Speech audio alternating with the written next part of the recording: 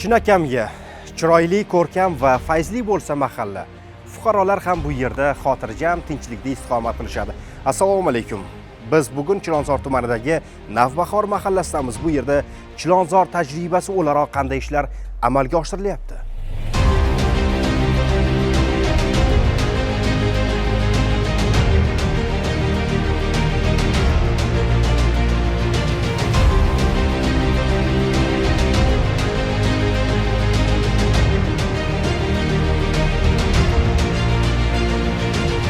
Chilonzor deganida kriminogin vaziyat og'ir, huquqbuzarlik, jinoyat sodir etiladigan hudud deb qarashadi ko'pchilik. Hozir Chilonzor tajribasi o'laroq qanday ishlar amalga oshirilyapti?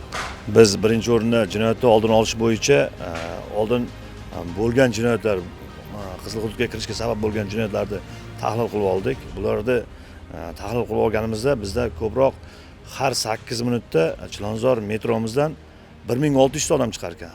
Ulardan kelish jarayonida o'g'irlik, qisavurlik holatlar bo'lar ekan. Ularni oldini olish bo'yicha biz fuqarolarni ogohlantirish bo'yicha ovozli kolonkalar o'rnatdik. Kashirovga ehtiyot qil, mashina ochiq qoldirma degan mazmunda ogohlantiruvchi audio yozuvlar qo'yib boriladi unda. Undan tashqari jinoyatni oldini olish bo'yicha 3 ta PPS yo'nalish tashkil qilindi. Bu yerdagi 10 ta akademiyadan kursant oldik yo'nalishga. Uzluksiz ravishda yerda turib, jinoyatni oldini olish bo'yicha fuqarolar bilan suhbat olib boradi. Shuni hisobiga biz jinoyatni oldini oldik.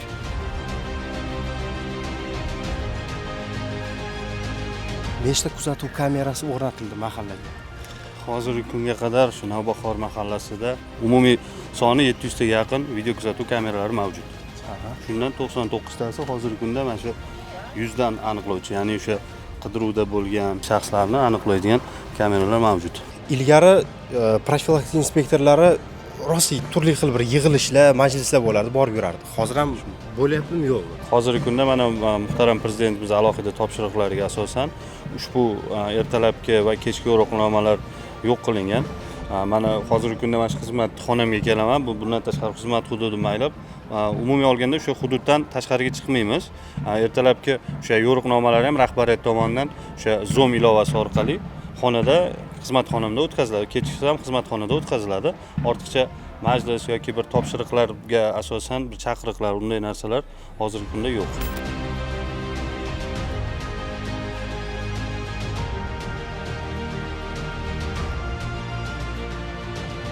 Mikrofonni vazifasi.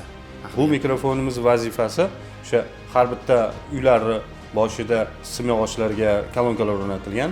Bu mikrofon orqali o'sha hududda bo'lgan qandaydir huquqbuzarlikdan o'sha ogohlantirish fuqarolarni. Bundan tashqari o'sha uy boshi boshqalarga nimadir axborotni yetkazish vazifasini bajaradi. Hurmatli 5-uy 4-yo'lak oldida turgan oq ko'ylakli fuqaro, siz o'sha joyingizda turib turing. Huquqbuzarlik sodir etganligingiz bo'yicha yetib boramiz. Ijara turganlar masalasi bor, shularni ko'rib chiqishimiz kerak-da bir. Haqiqatan ham ijarachilar qayerdan kelgan, oldin nima ish qilgan? Chunki huquqbuzarlik sodir qilib kelyaptilar, shaharga kelib yashirinib bu shunaqa holat bo'lganligini to'ppa-to'g'ri. Mana biz Aziz bilan shanba kuni yanglishmasam, mana shunga o'xshagan holatni aniqladik. Endi u qanaqa u yoqda nima ishlar qilib kelgan bilmasdik, lekin bu yerda ozgina kriminal holat bo'lib qolganida joyida bartaraf qilib, hammasini joy-joyiga qo'yib, o'shani yaxshi holatdan chiqib ketdik, to'g'rimi? O'shani oldinroq bilib qolganimiz yaxshi bo'ldiki, shuni vaqti oldi olindi. kuzatuv kameralaridan orqali mana so'rishtirmani bosib fuqarolar darhol bu yerga qo'riqlash xodimlari yetib keladi. Sinab ko'rsak bo'ladimi?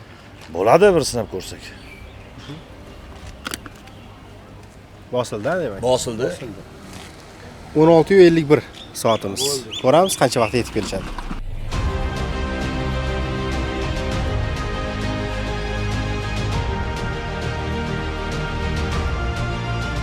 3 daqiqada yetib kelishdi.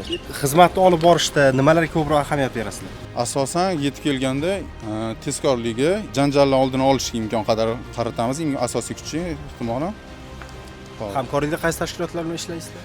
Hamkorlikda profilaktika inspektorlari bilan hamkorlikda ishlanadi. Aynan mana shu Chilonzor tajribasini butun respublikamiz miqyosida tatbiq etsak arziydi va bu jinoyatchilikni keskin oldini olishga xizmat qiladi. Mana bular damkomimiz. Xudoga karomat. Mana shu ikkita domga uy bosh qilib saylaganmiz. Bu yerda qilayotgan ishlar bo'yicha ko'proq hamma narsadan xabarlari bor, ma'lumotlari bor. har bitta xonadon bo'yicha ularga hamma ma'lumotlar qo'llarida yetarli. Aholi ham bularni juda yaxshi taniydi, bular aholini ham taniydilar.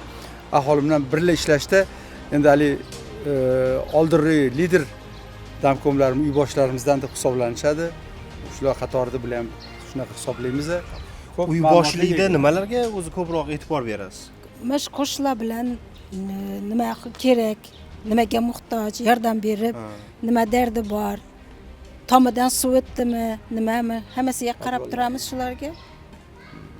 Uy boshlarida ham bizga ko'proq uy boshlarida kerakli bo'lgan joyi, ijaraga kelganlarni ham hammasini 100% biladi. Qayerda kim yashashini uy boshlar bilan bizda Telegram guruhi ochilgan. 16 ta dom baland qavat ko'p qavatli uylarimiz bo'lsa, shundan 15 tasi uy boshi saylangan. Bittasi yangi uy, hali saylanmagan. 15 tasini har biri bilan uzviy Telegram orqali xabarlashib turamiz hammasi. Aloqa o'rnatilgan. Har biri bu yerda yangi fuqarolar ko'chib kelsa yoki bir holat bo'lsa, darhol bizga Telegram orqali murojaat qiladi. Uni bartaraf qilamiz. Bu ham birjikimizni kamayishiga sabab bo'lyapti.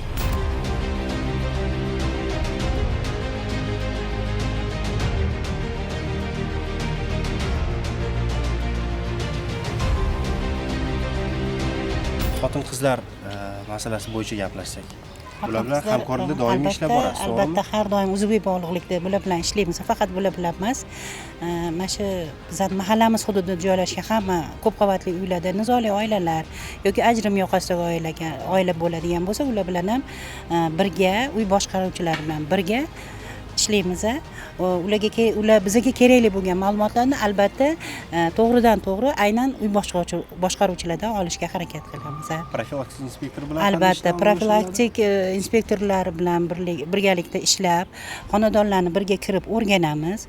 Bunda bizda elektron tartibda ham albatta ish olib boriladi. Dasturlarda kelib chiqqan ma'lumotlardan ularni albatta amaliyotga tatbiq qilgan holda ishni olib boramiz.